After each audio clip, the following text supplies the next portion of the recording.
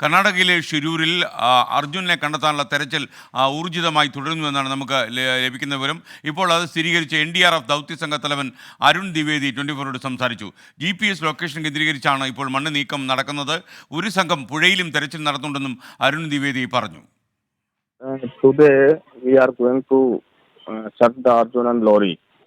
Whether the truck has been found in mud in the road, otherwise the lorry and Arjun will be in river, maybe in the mud area. So there it is searching the machinery by machinery, okay, heavy machine, Copeland, JCB वगैरह, and in the river the NDRF and SDRF searching.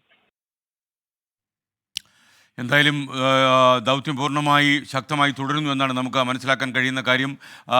കേരളത്തിൽ നിന്നുള്ള മാധ്യമപ്രവർത്തകരെ ഈ പറയുന്ന തെരച്ചിൽ നടക്കുന്ന സ്ഥലത്തേക്ക് പ്രവേശിപ്പിക്കുന്നില്ല എങ്കിൽ പോലും ബന്ധുക്കളെ പ്രവേശിപ്പിക്കുമെന്ന് അല്പം മുമ്പ് പോലീസ് ഉദ്യോഗസ്ഥന്മാർ മാധ്യമപ്രവർത്തകരോട് പറഞ്ഞു.